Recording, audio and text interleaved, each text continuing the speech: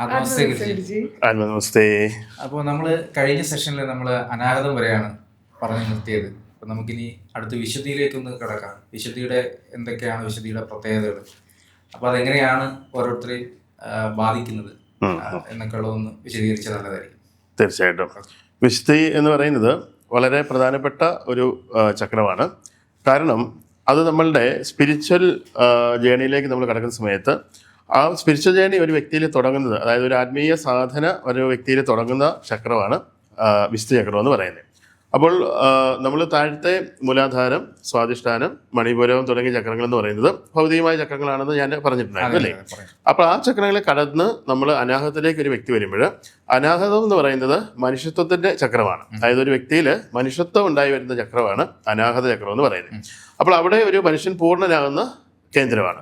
അപ്പോൾ ഈ മൂലാധാരം, സ്വാധിഷ്ഠാനം, മണിപൂരം കടന്ന് അനാഹതത്തിലേക്ക് വരുമ്പോഴാണ് ഒരു മനുഷ്യൻ ശരിയായിട്ടുള്ള ഒരു മനുഷ്യത്തിലേക്ക് കടന്ന് ഒരു മാനുഷിക സ്വഭാവത്തിലേക്ക് അവർ എത്തിച്ചേരുന്നത്. അപ്പോൾ അവിടെ നിന്ന് ആണ് ശരിക്കും പറഞ്ഞാൽ പിന്നീട് ഒരു ആത്മീയ സാധന തുടങ്ങുന്ന ചക്രമാണ് വിശുദ്ധി എന്ന് പറയുന്നത്. അപ്പം വിശുദ്ധി എന്ന് പറഞ്ഞാൽ ആ പേര് സൂചിപ്പിക്കുന്ന പോലെ തന്നെ ഒരു വ്യക്തിയെ ശുദ്ധ വ്യക്തിയാക്കി തീർക്കുന്ന ചക്രമാണ്. അതായത് മാനുഷികമായിട്ടുള്ള ഷഡ്വൈരികളെയൊക്കെ അതിവർത്തിച്ച്, ഷഡ്വൈരികൾ എന്ന് പറഞ്ഞാൽ കാമ, ക്രോധ, മോഹ, ലോഭ, മത, മാത്സര്യങ്ങളാണ്. അങ്ങനെയുള്ള ഷഡ്വൈരികളെ അതിവർത്തിച്ച് ആ ഒരു അൾട്ടിമേറ്റ് കോൺഷ്യസ്നെസ്സുമായിട്ട് കമ്മ്യൂണിക്കേറ്റ് ചെയ്യുന്ന ആദ്യത്തെ ചക്രമാണ് വിശുദ്ധി എന്ന് പറയുന്നത്. അതുകൊണ്ടാണ് വിശുദ്ധിയുടെ തത്വങ്ങൾ എന്ന് പറയുന്നത് കമ്മ്യൂണിക്കേഷൻ ആൻഡ് ഇൻറ്റഗ്രേഷനാണ്. അത് ഭൗതിക തലത്തിൽ പറഞ്ഞാലും കമ്മ്യൂണിക്കേഷനാണ്, ആത്മീയ തലത്തിൽ പറഞ്ഞാലും കമ്മ്യൂണിക്കേഷനാണ്. ഭൗതിക തലത്തിൽ പറയുമ്പോൾ നമ്മൾ മറ്റുള്ള വ്യക്തികളുമായിട്ട് ഇൻട്രാക്ട് ചെയ്യാനായിട്ട് നമ്മളെ സഹായിക്കുന്ന ചക്രമാണ് വിശുദ്ധി എന്ന് പറയുന്നത്. കാരണം അത് നമ്മുടെ ത്രോട്ട് ചക്രയാണ്, നമ്മുടെ തൊണ്ടക്കുഴിയിലാണ് അതിൻ്റെ സ്ഥാനം എന്ന് പറയുന്നത്. അപ്പോൾ അതുകൊണ്ട് തന്നെ ആ ഒരു മറ്റുള്ള ആളുകളെ കൺവിൻസ് ചെയ്യാം, നമ്മളുടെ ഒരു ആശയം മറ്റുള്ളവരോട് നമുക്ക് സംസാരിച്ച് ക്ലിയർ ചെയ്യാം. അതുപോലെ തന്നെ സെയിൽസിലൊക്കെയുള്ള ആളുകളെ സംബന്ധിച്ചിടത്തോളം അവർക്ക് വളരെ ഇമ്പോർട്ടൻ്റ് ആണ് വിശുദ്ധി ചക്രം എന്ന് പറയുന്നത്. കാരണം അവരുടെ പ്രൊഫഷനുമായിട്ട് ബന്ധപ്പെട്ട് അവർക്ക് കാര്യങ്ങളെ സംസാരിച്ച് കൺവിൻസ് ചെയ്യണമെന്നുണ്ടെങ്കിൽ വിശുദ്ധി ചക്രം നല്ല രീതിയിൽ ആക്റ്റീവ് ആയിരിക്കണം. അതുപോലെ തന്നെ ഇപ്പം സ്റ്റേജിൽ സംസാരിക്കുന്ന ആളുകൾ, ടീച്ചേഴ്സ്, ഗായകന്മാർ, അങ്ങനെ ഈ ശബ്ദവുമായി ബന്ധപ്പെട്ട പ്രവർത്തനങ്ങൾ ചെയ്യുന്ന എല്ലാവർക്കും വളരെ ഇമ്പോർട്ടൻ്റ് ആയിട്ടുള്ള ചക്രമാണ് വിശുദ്ധി എന്ന് പറയുന്നത് ഭൗതിക തലങ്ങളിൽ നോക്കുന്ന സമയത്ത്.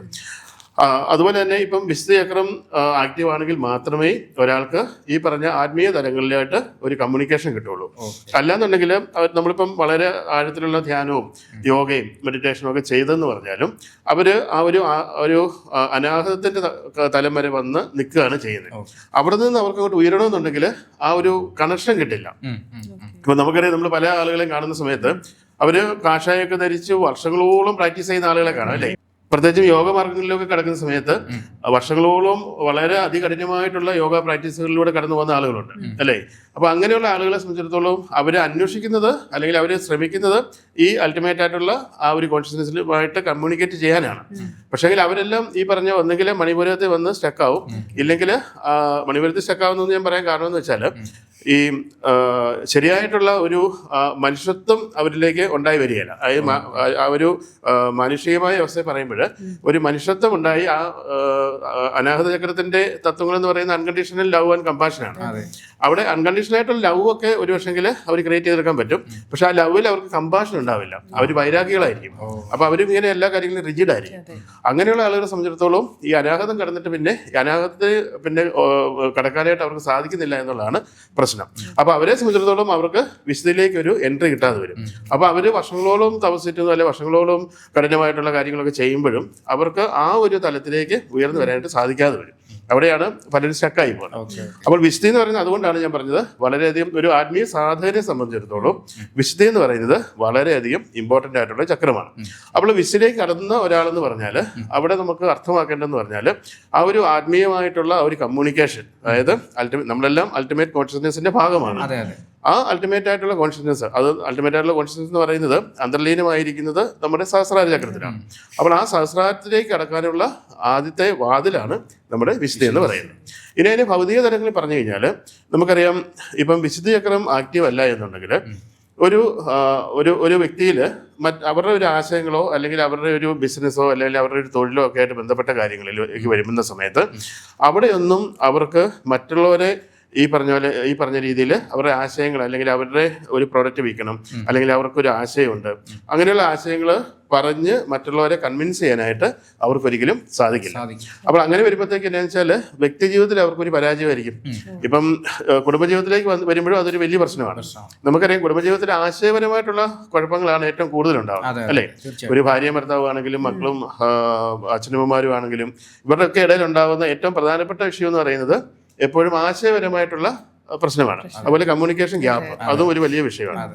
അപ്പോൾ ഇതിൻ്റെയൊക്കെ അടിസ്ഥാനം എന്ന് പറയുന്നത് ശരിക്കും പറഞ്ഞു കഴിഞ്ഞാൽ ഈ പറഞ്ഞ വിശുദ്ധചക്രത്തിൽ ബ്ലോക്ക് ആയി കഴിഞ്ഞാൽ ഇവർക്ക് അവരുടെ ഉള്ളിൽ ചിലപ്പോൾ അവർ നല്ല ആശയങ്ങളും നല്ല രീതിയിലുള്ള ചിന്താഗതികളുള്ള ആളുകളുമായിരിക്കും. പക്ഷേങ്കിൽ അവരുടെ ഉള്ളിലുള്ള ചിന്താഗതികളെ എക്സ്പ്രസ് ചെയ്യാനായിട്ട് അവർക്ക് സാധിക്കില്ല. ഇപ്പം ചില ആളുകളുണ്ട്, ഇപ്പം നമ്മളുടെ കൂടെയൊക്കെ ജോലി ചെയ്യുന്ന ആളുകളെ തന്നെ എടുത്തു കഴിഞ്ഞാൽ, അല്ലെങ്കിൽ നമ്മുടെ ക്ലാസ്സുകളിലേക്ക് വരുന്ന ആളുകളെ എടുത്തു കഴിഞ്ഞാൽ അറിയാം, അവർ ഉള്ളിൽ വളരെ ശാന്തരും വളരെ നല്ല സൽസ്വഭാവികളും ഒക്കെ ആയിരിക്കും. പക്ഷെ പുറമേ കാണുന്ന സമയത്ത് അല്ലെ അവരുടെ ആ ഉള്ളിലെ ശാന്തതയെ പറ്റിയോ അല്ലെ അവരുടെ ആ സ്വഭാവ സവിശേഷതയെ പറ്റിയോ ഒന്നും അവർക്ക് പുറമേ കമ്മ്യൂണിക്കേറ്റ് ചെയ്യാൻ പറ്റില്ല. ഒരാളോട് പോയി സംസാരിക്കാനായിട്ട് പറയുമ്പോൾ അവരാകെ ഫെഡപ്പാവും. അപ്പൊ അങ്ങനെ വരുമ്പോഴത്തേക്കും ആളുകൾ ഓർക്കും ഇവനൊരു ഇൻട്രോവേർട്ട് ആണ്, വ്യക്തിയാണ് എന്നുള്ള രീതിയിൽ അവരെ പറ്റി തെറ്റിദ്ധരിക്കും.